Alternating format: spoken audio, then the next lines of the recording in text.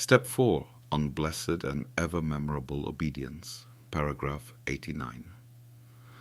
I once saw two sitting in hiding and watching the labors and listening to the groans of the ascetics. But one was doing this in order to emulate them, the other in order, when the chance came, openly to mock and to impede God's laborer in his good work. When we read the lives of the holy ascetics, we often encounter the testimony of their disciples who secretly glimpsed the ascetic labors of their spiritual father. They speak of his groaning during the night vigil, of loud sobbing, of the movements of his hands and the expressions of his face. Unaware of the presence of his disciples, he gave freedom to the body to respond to the spiritual movements of his heart and to the effort he was compelled to expend.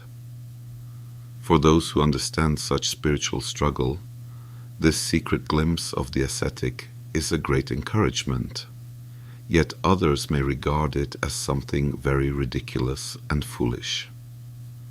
Saint John Climacus speaks of both cases to show that seemingly identical behavior can spring from opposing interior motives. The first monk observed the ascetics in order to imitate them. This reveals his pure heart and his sincere desire for spiritual growth. His interior disposition is humble and open. He does not praise, he does not judge. He simply observes and absorbs the example of his teachers. Such a truly fervent observer will himself one day become an ascetic, and his own groaning will arise from his own personal struggle. The second monk has a heart full of pride, envy, or malice.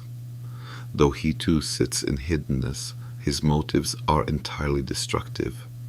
His goal is not to be inspired or to learn, but to destroy. He is not at peace with his own condition, and instead of working upon himself, he seeks to drag others down to his own level. Mockery is his instrument for diminishing the value of the ascetic's spiritual labor, for discouraging others, and for reinforcing his own pride. Through this teaching, Saint John Climacus underscores the importance of examining the heart, whether it is filled with good intention.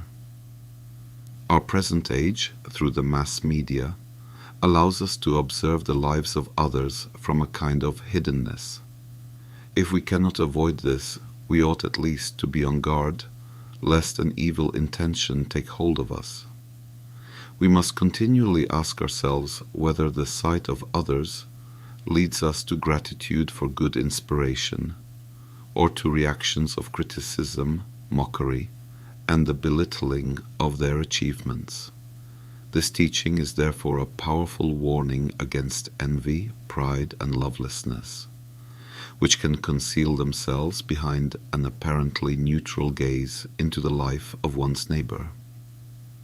Saint John Climacus invites us to guard purity of intention and motive, to cultivate a hunger for good inspiration, and then our gaze into the life of our neighbor will bear blessing.